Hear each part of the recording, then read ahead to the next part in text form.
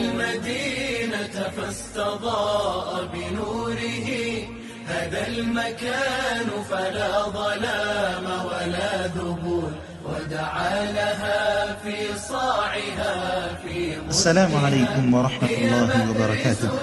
الحمد لله رب العالمين، والصلاة والسلام على المبعوث رحمة للعالمين. أما بعد، أيها الأحبة الفضلاء، مرحبا بكم من جديد. Karibuni tena kwa mara nyingine kwenye tarehe moja ndani ya mwezi mtukufu wa Ramadhani, kwenye halaka ya kwanza kwenye kipindi chako ambacho tunachukuleteeni kwa jina la Fadailul Madina, utukufu wa Madinatul Munawwara. Kwa tawfiki ya Mwenyezi Mungu Subhanahu wa Ta'ala, mwaka uliopita na Ramadhani iliyopita alituwafikia Allah Subhanahu wa Ta'ala tukazungumzia Makka na fadhila zake kwenye halakati 30. tukawafikiwa kuizungumzia kile ambacho kwamba tulichokizungumzia. Namuomba Allah Subhanahu wa Ta'ala anipatie sadadi katika kuzitanguliza halakati za Ramadhani hii tukizungumzia Madinatul Munawwara na utukufu wake. Bila kurefusha, naomba tuingieni katika safari, na safari yetu itaanzia hapa. Ni vipi nuru ya iman iliweza kupenya kutoka Makka na kuelekea Madinatul Munawwara.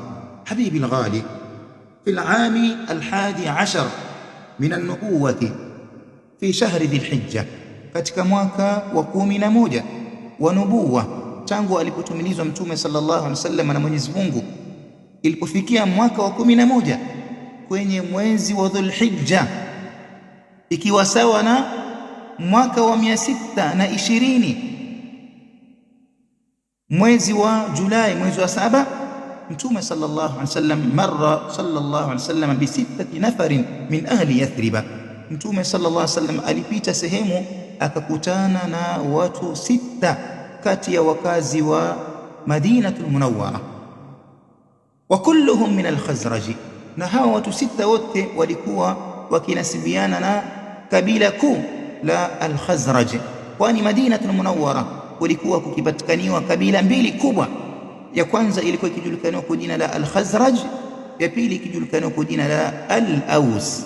Watu 6 hao ambao mtume sallallahu alaihi wasallam alikutana nao walikuwa wote ni wanatokana na kabila la al-Khazraj.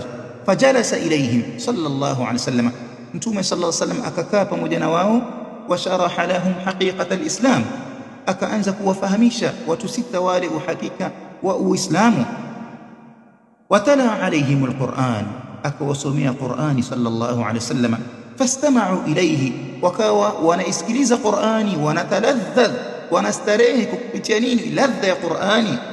Wa min thumma fa aslamu jami'a, wote wakawa ni wenye kuslimu. Mwenyezi Mungu akazimulika nyoyo zao kwa kupitia nuru ya hidayah na nuru ya iman, wakawa ni wenye kuslimu. Na watu 6 wenyewe hawa wamethibitiwa kwa majina yao katika vitabu vya siyar. Wa kwanza alikuwa akijulikana kwa jina la As'ad ibn Zurara, wa pili alikuwa ni Aun ibn Haritha, wa tatu alikuwa ni Rafi' ibn Malik, wa nne alikuwa ni Qutbah ibn Amir, wa tano alikuwa ni Uqbah ibn Amir, wa sita alikuwa ni Jabir ibn Abdullah. Baada ya kuslimu watu 6 hawa, faraja'u ila ahlihim, wakarudi kwao Madinatul Munawwara.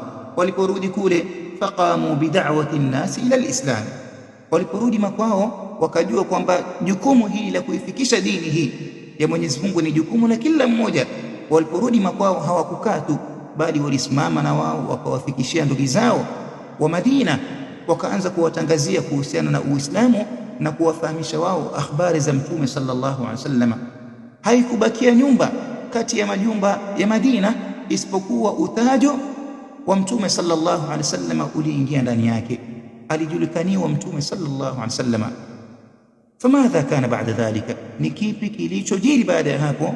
Endelea kuwa nasi biidhnillahi alkarim, tutafahamu ni yapi ambayo kwamba yaliyojiri. Wa sallallahu wa sallam wa baraka ala nabiyina Muhammadin wa ala alihi wa sahbihi wa sallam tasliman kathira.